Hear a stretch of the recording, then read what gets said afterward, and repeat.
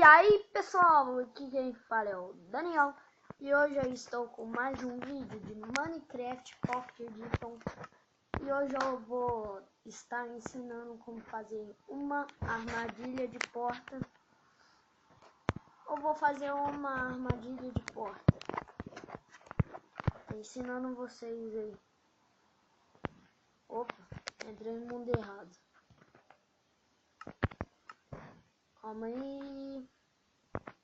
Isso.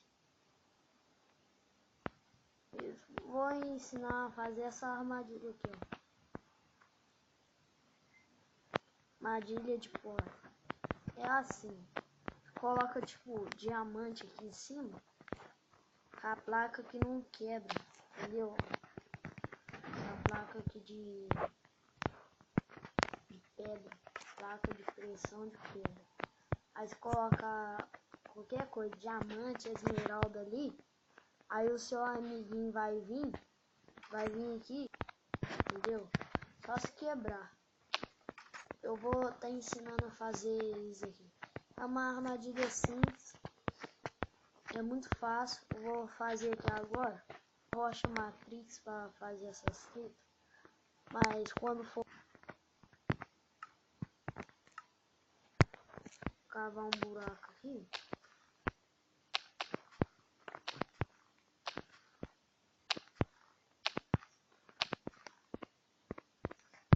eu gosto de fazer isso, sabe?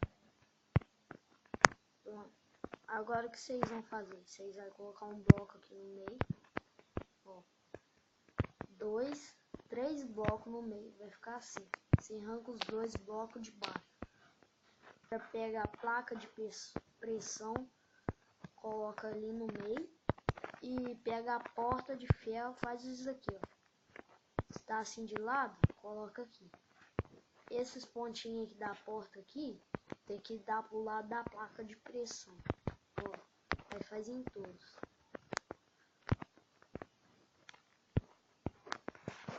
E pronto, está pronto. Aí você vem aqui, ixi, ficando preso, fudeu. Aí o cara fica boladão, coisa, ele fica muito bolado. Mas isso aqui funciona se você colocar uma coisa aqui, aí o cara vai vir e coisa, colocar na frente de uma casa e vai entrar, fica preso. Então é isso, pessoal. Eu vou ficando por aqui. Se você gostou dessa armadilha, que não é tão foda, deixe seu like aí, se inscreva. E esse foi mais um vídeo meu. Espero que vocês tenham gostado. Então, falou!